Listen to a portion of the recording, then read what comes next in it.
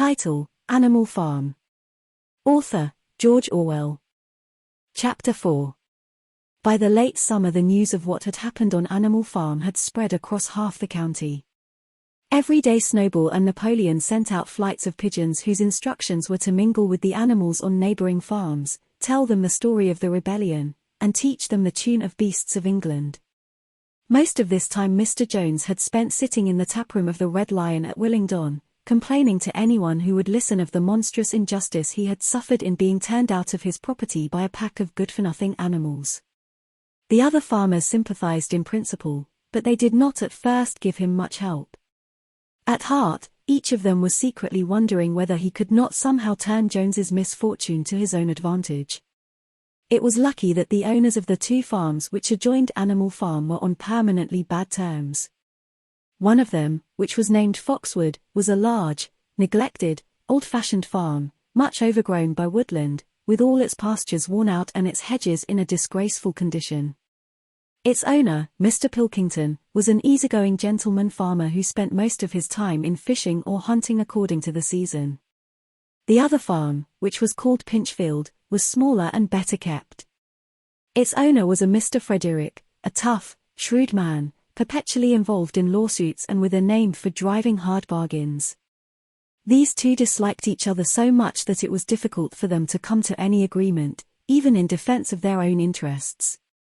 Nevertheless, they were both thoroughly frightened by the rebellion on Animal Farm, and very anxious to prevent their own animals from learning too much about it. At first they pretended to laugh to scorn the idea of animals managing a farm for themselves. The whole thing would be over in a fortnight, they said. They put it about that the animals on the Manor Farm, they insisted on calling it the Manor Farm, they would not tolerate the name Animal Farm, were perpetually fighting among themselves and were also rapidly starving to death. When time passed and the animals had evidently not starved to death, Frederick and Pilkington changed their tune and began to talk of the terrible wickedness that now flourished on Animal Farm. It was given out that the animals there practiced cannibalism, tortured one another with red-hot horseshoes, and had their females in common. This was what came of rebelling against the laws of nature, Frederick and Pilkington said. However, these stories were never fully believed. Rumors of a wonderful farm, where the human beings had been turned out and the animals managed their own affairs, continued to circulate in vague and distorted forms, and throughout the year a wave of rebelliousness ran through the countryside.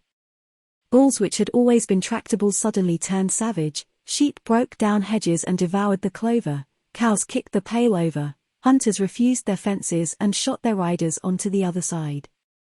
Above all, the tune and even the words of Beasts of England were known everywhere. It had spread with astonishing speed. The human beings could not contain their rage when they heard this song, though they pretended to think it merely ridiculous. They could not understand, they said, how even animals could bring themselves to sing such contemptible rubbish. Any animal caught singing it was given a flogging on the spot. And yet the song was irrepressible. The blackbirds whistled it in the hedges, the pigeons cooed it in the elms, it got into the din of the smithies and the tune of the church bells. And when the human beings listened to it, they secretly trembled, hearing in it a prophecy of their future doom. Early in October, when the corn was cut and stacked and some of it was already threshed, a flight of pigeons came whirling through the air and alighted in the yard of Animal Farm in the wildest excitement. Jones and all his men, with half a dozen others from Foxwood and Pinchfield, had entered the 5-barred gate and were coming up the cart track that led to the farm. They were all carrying sticks, except Jones, who was marching ahead with a gun in his hands. Obviously they were going to attempt the recapture of the farm. This had long been expected, and all preparations had been made. Snowball, who had studied an old book of Julius Caesar's campaigns which he had found in the farmhouse, was in charge of the defensive operations. He gave his orders quickly, and in a couple of minutes every animal was at his post. As the human beings approached the farm buildings, Snowball launched his first attack. All the pigeons, to the number of 35, flew to and fro over the men's heads and muted upon them from mid-air, and while the men were dealing with this, the geese, who had been hiding behind the hedge, rushed out and pecked viciously at the calves of their legs. However, this was only a light skirmishing maneuver, intended to create a little disorder, and the men easily drove the geese off with their sticks. Snowball now launched his second line of attack. Muriel, Benjamin, and all the sheep, with Snowball at the head of them, rushed forward and prodded and butted the men from every side, while Benjamin turned around and lashed at them with his small hoofs. But once again the men, with their sticks and their hobnailed boots, were too strong for them, and suddenly, at a squeal from Snowball, which was the signal for retreat, all the animals turned and fled through the gateway into the yard. The men gave a shout of triumph. They saw, as they imagined, their enemies in flight, and they rushed after them in disorder. This was just what Snowball had intended.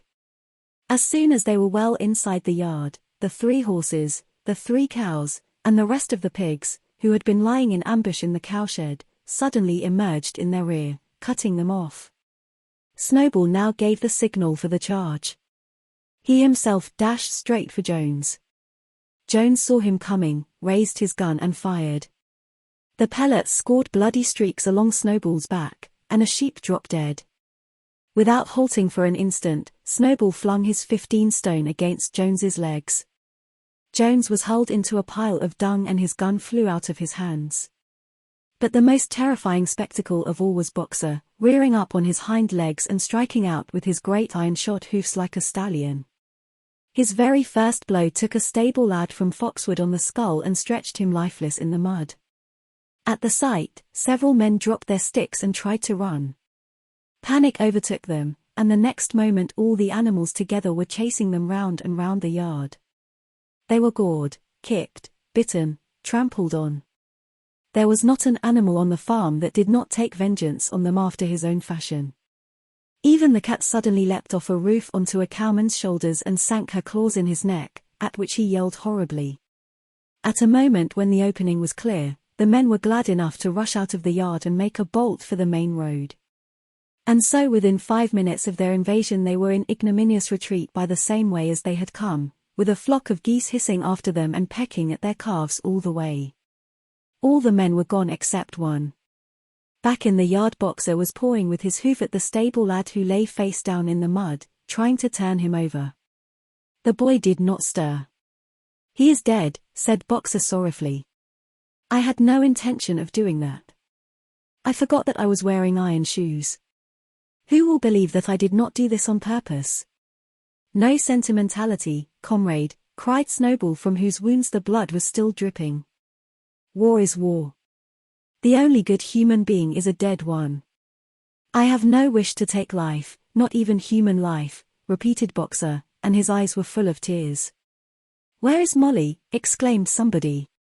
Molly in fact was missing. For a moment there was great alarm. It was feared that the men might have harmed her in some way, or even carried her off with them. In the end, however, she was found hiding in her stall with her head buried among the hay in the manger. She had taken to flight as soon as the gun went off. And when the others came back from looking for her, it was to find that the stable lad, who in fact was only stunned, had already recovered and made off. The animals had now reassembled in the wildest excitement, each recounting his own exploits in the battle at the top of his voice. An impromptu celebration of the victory was held immediately. The flag was run up and Beasts of England was sung a number of times, then the sheep who had been killed was given a solemn funeral, a hawthorn bush being planted on her grave. At the graveside Snowball made a little speech, emphasizing the need for all animals to be ready to die for Animal Farm if need be. The animals decided unanimously to create a military decoration, Animal Hero, First Class, which was conferred there and then on Snowball and Boxer. It consisted of a brass medal. They were really some old horse brasses which had been found in the harness room, to be worn on Sundays and holidays. There was also Animal Hero, Second Class, which was conferred posthumously on the dead sheep. There was much discussion as to what the battle should be called. In the end, it was named the Battle of the Cowshed, since that was where the ambush had been sprung. Mr. Jones's gun had been found lying in the mud, and it was known that there was a supply of cartridges in the farmhouse. It was decided to set the gun up at the foot of the flagstaff, like a piece of artillery, and to fire it twice a year, once on October the 12th, the anniversary of the Battle of the Cowshed, and once on Midsummer Day, the anniversary of the rebellion.